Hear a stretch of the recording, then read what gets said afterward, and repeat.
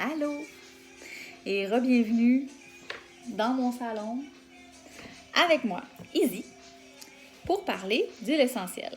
Donc aujourd'hui, capsule numéro 3,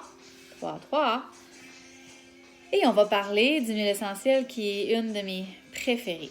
Vraiment, je l'aime. J'ai pas de mots.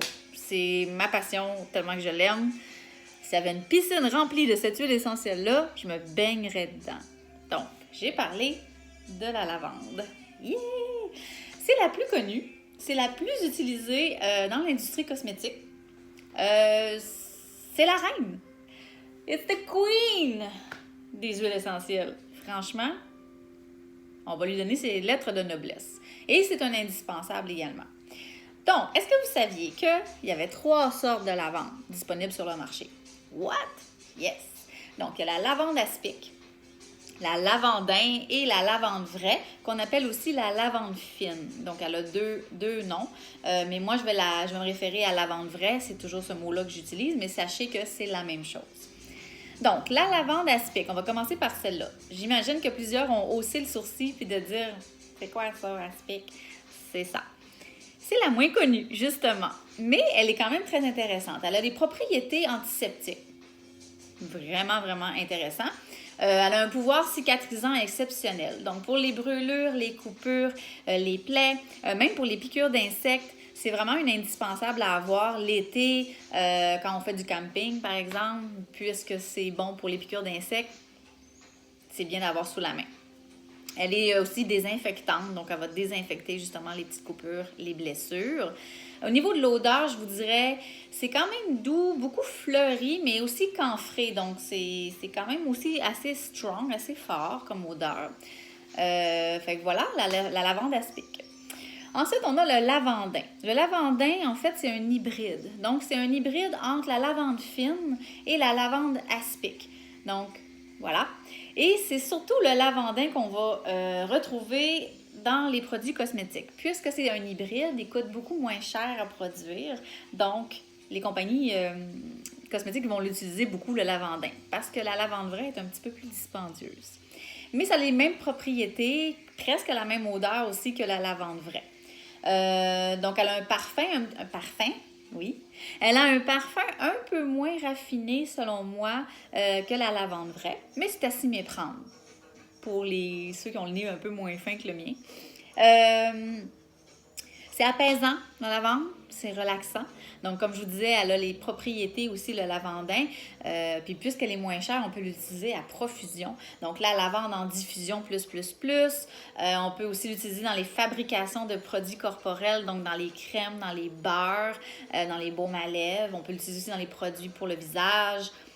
Sur les poignets, donc une petite goutte essentielle sur les poignets, en inhalation directement comme ça dans la bouteille. On peut aussi l'utiliser dans une petite bouteille à billes et venir en appliquer durant la journée, vraiment pour venir calmer, relaxer. C'est vraiment anxiolytique, c'est vraiment, vraiment idéal avec les gens qui font de l'anxiété. Antioxydant. On dirait que je fais les choses en direct. Je ne ferai pas de montage. That's the real me, c'est moi, là. OK. Donc, la lavandin. Idéal à avoir. Moi, ma préférence, par contre, c'est la lavande vraie. Pourquoi? Parce que je trouve qu'au niveau de l'odeur, elle est très différente. Je la trouve un petit peu plus raffinée, justement. Je trouve qu'elle est un petit peu plus douce, plus florale, plus... Si je pouvais faire sentir dans la caméra, vous comprendriez mon amour pour la lavande vraie. C'est fantastique. À un moment donné, je vais me calmer. Là. C'est juste que je l'aime. C'est ça.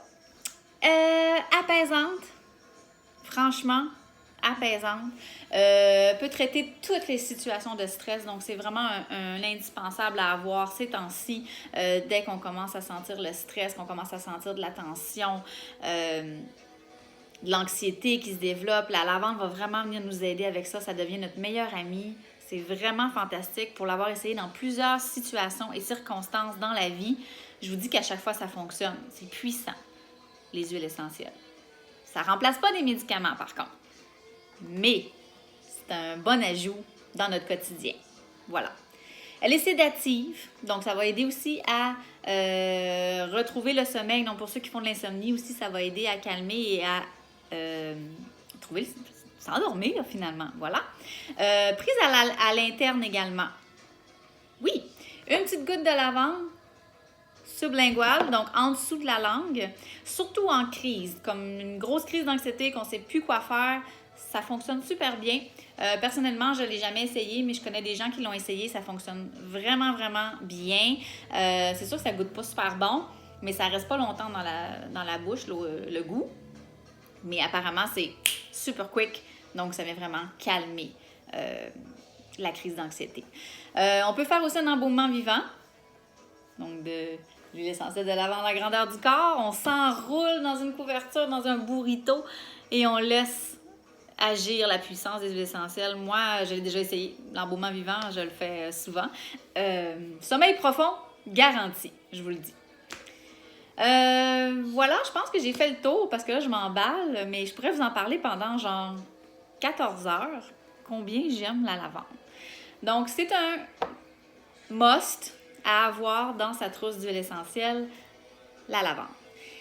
Et sur ce, je vous souhaite une agréable fin de journée et on se retrouve bientôt. Gros bisous. Bye!